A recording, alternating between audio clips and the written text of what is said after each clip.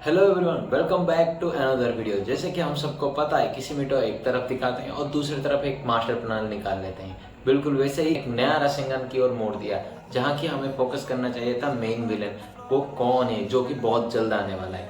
कोई कहेगा कावाकी main villain है या कोड मेन विलेन है। ना, इनमें से कोई भी नहीं। आइडा, कावाकी, डायमंड, आमाडो, इनमें से कोई भी मेन विलेन नहीं है। और हाँ, ये फैन थ्योरी है, कहीं ऑफिशियल वाला ने कुछ भी नहीं बोला है इसके बारे में। तो बात यह है कि बोरुटो में जो आने वाले टाइम में जो मेन विलेन है वो एक्चुअली में बहुत पहले से आ चुका है। सास्के जब उस प्लेनेट पे गया था जहाँ जिगन 10 टेल बीस्ट को रखा था, वहाँ वो 3 स्टोन प्लेट देख रहा है। फर्स्ट कागुया जिगन, सेकंड मोमोशिकी और किंशिकी, और थर्ड वन जो टूटा हुआ है, जैसे कि कोई जोर से मुक्का मारा हो। सास्के टूटा हुआ प्लेट समझ के छोड़ दिया होगा, बट हम नहीं छोड़ने वाले हैं। वैसे भी सास्के अगर टच करता तो कुछ भी नहीं पता चलता, क्योंकि वो पहले से ही टूटा हुआ है और कोई जानबूझ के क्या है।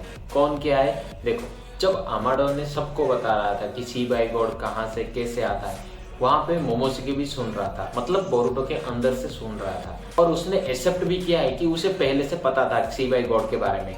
बिल्कुल वैसे ही बाकी सारे ओसुकी को पहले से ही पता था कि सी बाई गॉड कैसे बनाया जाता है। ये जो 3 ग्रुप आए थे, सबका एक ही मोटिव था, cultivation of divine tree, and after that they devote that chakra fruit. इसे बार बार करने से एक टाइम के बाद वो गॉड में बदल जाएंगे, मतलब गॉड लेवल सी बाई गॉड। समहाउ कागुया इन सब में से बदल गया, मतलब उसका सोच बदल गया। जब कागुया अर्थ पे आया, वो देखा कि यहाँ पे ऑलरेडी एक डिवाइन ट्री है और वो उसे प्रोटेक्ट करना चाहता है बाकी ओसुकी से। इसी की कोई डिवाइन ट्री चाहिए था और इसी कारण कागुया और इसी के बीच लड़ाई हुआ। और बाकी आप सबको पता है ये डिवाइन ट्री कहाँ से आया और कैसे आया, वो सब एक पूरा वीडियो है, इंटरेस्टिंग वीडियो है, मैं बना दूंगा। फिलहाल मेन विलेन पे फोकस करते हैं। कागुया समझा कि इसी की मर गया, बट इसी की जिगन का बॉडी टेक ओवर कर लिया। जब वो पूरा टेक ओवर कर लिया, वो दूसरे डायमेंशन में चला गया और छुप के रहा जब तक उसका प्लान कंप्लीट ना हुआ।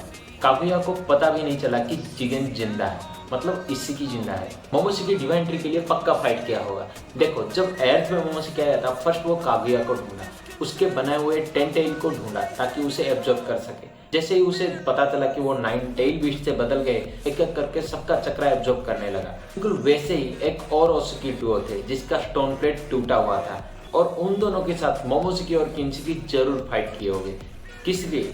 डिवाइन ट्री 10 टेल बीस्ट, तब तक डिवाइन ट्री बन चुका होगा और उन दोनों का मौत भी हो गया होगा लड़ाई करते वक्त। यहाँ होता है ट्विस्ट, ये जो 10 टेल बीस्ट बना है इसमें किसी की भी शामिल हुआ होगा। देखो, कागुया से धोखा खाने के बाद वो यहाँ आ गया होगा, 10 टेल बीस्ट बनाने में इनकी हेल्प की होगी, और उस स्टोन प्लेट को भी इसी की ही डैमेज किया होगा उन दोनों के मरने के बाद, ताकि किसी को भी पता ना चले कि और 2 ओसुकी कौन थे।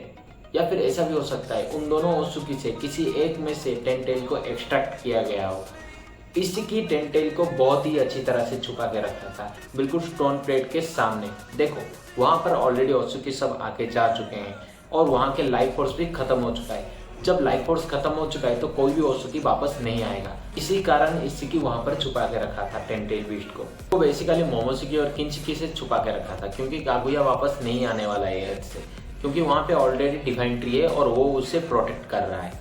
इसी की जैसे डायमंड, आइडा, कावाकी में सी बाई गॉड का डीएनए इम्प्लांट किया था, बिल्कुल वैसे ही 10 टेल बीस्ट में भी सी बाई गॉड का डीएनए इम्प्लांट किया होगा, ताकि जो कोई भी उसे डिवोर कर सके वो सी बाई गॉड के पावर को अचीव कर ले।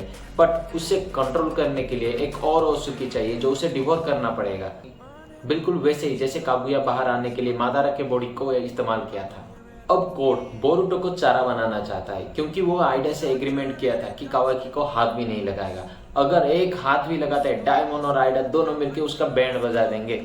समहाउ कोड और उसका आर्मी मिलके भी बोरुटो को नहीं पकड़ पाएंगे और गुस्से में वो 10 टेल को एब्जॉर्ब कर लेगा, या फिर वो कोड को एब्जॉर्ब कर लेंगे। जैसे ही वो कोड को एब्जॉर्ब करेगा, वो एक ओसुकी में बदल जाएगा। वो ओसुकी जो स्टोन प्लेट वाला है, उसके शरीर से 10 टेल को एक्सट्रैक्ट किया गया था। देखो, जब कागुया से 10 टेल को एक्सट्रैक्ट किया गया था, वो वापस से कागुया को ही अनसील किया। बिल्कुल वैसे ही इस ओसुकी से एक्सट्रैक्ट किया गया 10 टेल इसी ओसुकी को ही अनसील करेगा। जो ओसुकी आएगा वो पूरी तरह सी बाई गॉड नहीं होगा, क्योंकि कोड एक ओसुकी नहीं है, बट उसके पास सी बाई गॉड जैसा पावर हो, शिनजुत्सु, जो अनबिलीवेबल है।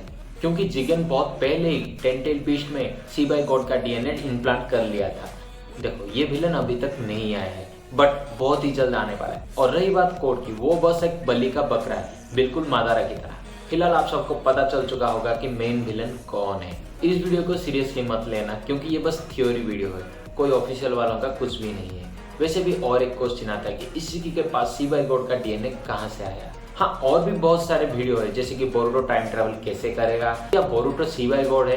इन सब क्वेश्चन का आंसर भी आने वाला है थ्योरी वीडियो में। आप बस सब्सक्राइब करके बेल आइकन को दबा के रखो फुल गियर में। फिलहाल गियर 5 चल रहा है। और वीडियो कैसा लगा आपको कमेंट करके जरूर बताना। तब तक के लिए